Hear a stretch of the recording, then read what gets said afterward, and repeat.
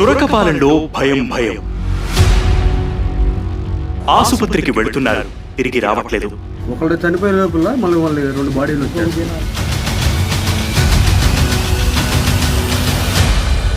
Guntur rural మండలం తురకపాలెం ప్రజలు భయం గుప్పెట్లో బ్రతుకుతున్నారు.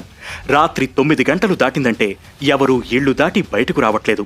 మృత్యుఘోష గ్రామాన్ని వెంటాడుతోంది. జ్వరంతో ఆసుపత్రికి వెళుతున్నవారు తిరిగి రావట్లేదు.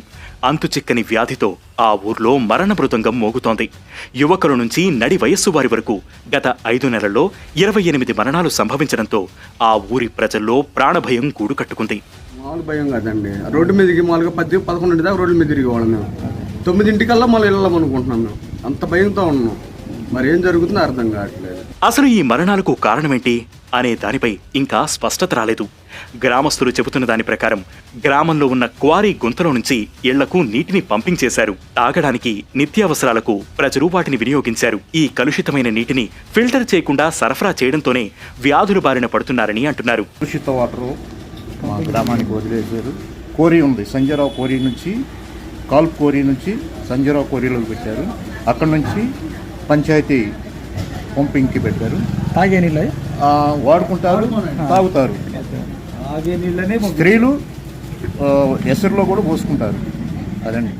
అయితే 2 గ్రామస్తులకు ప్రమాదకరమైన మెలియాయిడోసిస్ అనే ఇన్ఫెక్షన్ సోకినట్లు తేలింది.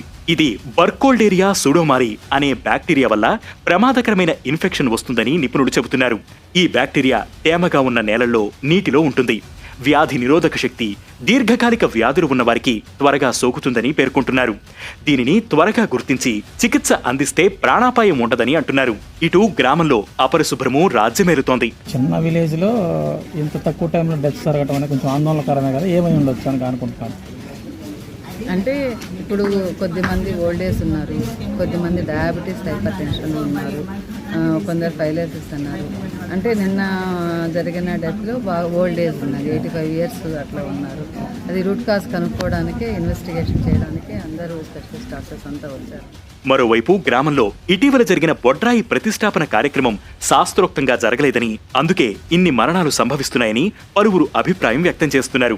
ఇది మూఢనమ్మకమని కొట్టి పారేయలేమని అంటున్నారు. యాక్చువల్గా అది వాళ్ళ పద్ధతి, శాస్త్రోక్తంగా జరగాల్సిందైతే మేళతాళాలు, ఇతర బాజా భజంత్రీలు, పూజారి గారు ఊరేగింపుగా అమ్మవారికి చేసుకుంటూ తీసుకొని వెళ్ళి ప్రతిష్ఠించాల్సినటువంటి అవసరం ఉంది. కానీ అలా జరగలేదు. అది శాస్త్రోక్తంగా జరిగినట్లయితే ఇంత దోషం జరిగేది కాదు. కేవలం వాళ్ళ నిర్లక్ష్యం వల్లనే ఇది జరిగింది. ఈ విషయాన్ని రైతులు ఎవరైతే దాన్ని ప్రతిష్ఠించారో దాన్ని